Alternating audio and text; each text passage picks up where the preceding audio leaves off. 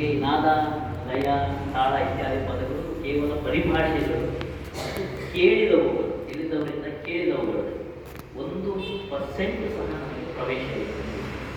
ಹಾಗಾಗಿ ಸಂಗೀತದ ಬಗ್ಗೆ ನಾಗರಾಜ ಸರ್ ಅವರ ಬಗ್ಗೆ ಆಗಲಿ ನಾನು ಮಾತಾಡುವ ಮೂಲಭೂತ ಅರ್ಹತೆ ನನಗಿಲ್ಲ ಅಂತ ಹೇಳಿ ನನ್ನನ್ನು ಬದಿಗೆ ಸಲ್ಲಿಸ್ತೇನೆ. ಸರ್ ಅವರು ಇವತ್ತಿನ ನಾನು ನನ್ನ ಕರ್ತವ್ಯದ ನಿಮಿತ್ತ ಇಲ್ಲಿಗೆ ಬಂದಾಗ ಸರ್ ಬರ್ತಾ ಇದ್ದ ಹಾಗೆ ಸರ್ ಅವರ ಭೇಟಿಯಾಗಿ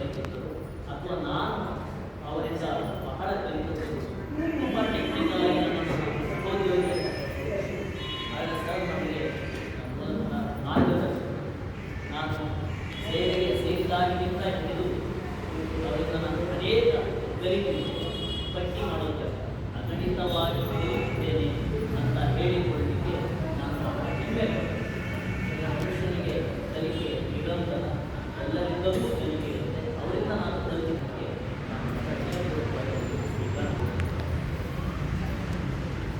ಕಾರ್ಯಕ್ರಮ ಕಟ್ಟಾಗಿ ಎಲ್ಲ ಕಾರ್ಯಕ್ರಮವನ್ನು ಸರ್ ಅವರು ನಡೆಸಿಕೊಡ್ತಾರೆ. ನಾವು ನಿರೂಪಕರಾಗಿ, ಸಂಗೀತಗಾರರಾಗಿ, ಸಾಹಿತ್ಯ ರಚನಾಕಾರರಾಗಿ ನಾನಾ ವೇದಿಕೆಗಳಲ್ಲಿ ಅವತಾರಗಳನ್ನು ನೋಡಿದ್ದೇವೆ.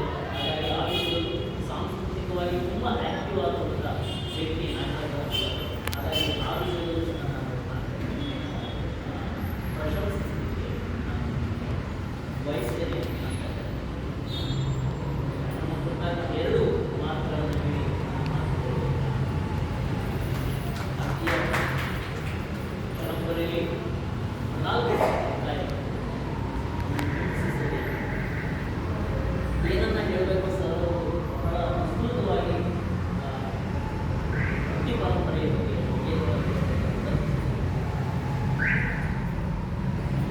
ಈ ಸಂಗೀತ ಪರಂಪರೆಯಲ್ಲಿ ಅಭ್ಯಯಕಾರ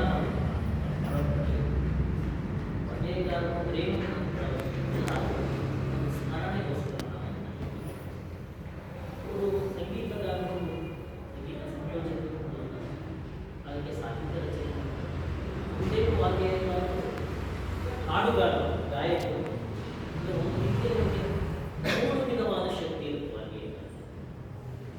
ಅಂತಹ ಒಂದು ಭವ್ಯ ಪರಂಪರೆಯ ಜೊತೆಗೆ ನಮ್ಮನ್ನು ನಾವು ಜೋಡಿಸಿಕೊಳ್ಳಬೇಕು.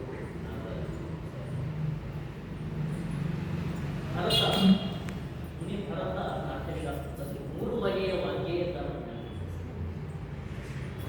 ಶ್ರೇಷ್ಠ ವಾಗ್ಗೇಯಕಾರರ ಸ್ತರವನ್ನು, ಎರಡನೆಯದು ಮಧ್ಯಮ ವರ್ಗವನ್ನು, ಇನ್ನೊಂದು ಯಾವ ವರ್ಗವನ್ನು. ಶ್ರೇಷ್ಠ ವಾಗ್ಗೇಯಕಾರರನ್ನ ಆತ ವಸ್ತು ಕವಿಗಳು, ಈ ಮಧ್ಯಮ ಸ್ಥಳದಲ್ಲಿರುವವರನ್ನ ವರ್ಣ ಕವಿಗಳು, ಮೂರನೇವರನ್ನ ಅತ್ಯಂತ ಮುಖ್ಯವಾಗಿ ಕೃತಿಕಾರರು.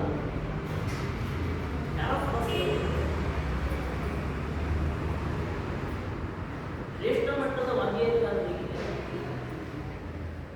ಸಂಗೀತಗಾರರಿಗೆ ಶಾಸ್ತ್ರದ ಮೂಲಭೂತ ಪರಿಚಯ,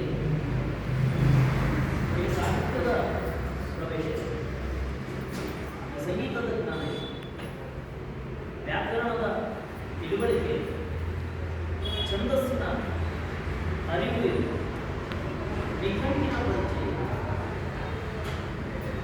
ತುಂಬ ಪಟ್ಟಿ ಮಾಡಿ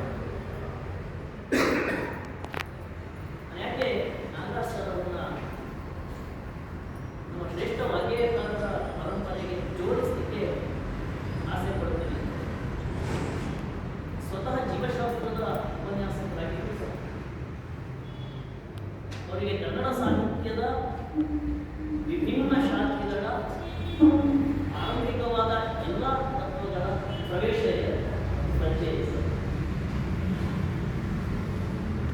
ನಮ್ಮ ಎಲ್ಲ ಶಾಸ್ತ್ರಗಳು ದೇವರ ಜೊತೆಗೆ ಕನೆಕ್ಟ್ ಮಾಡಲಿಕ್ಕೆ ಪ್ರಯತ್ನ, ಸಂಪರ್ಕ ಕಲ್ಪಿಸಲಿಕ್ಕೆ ಪ್ರಯತ್ನ.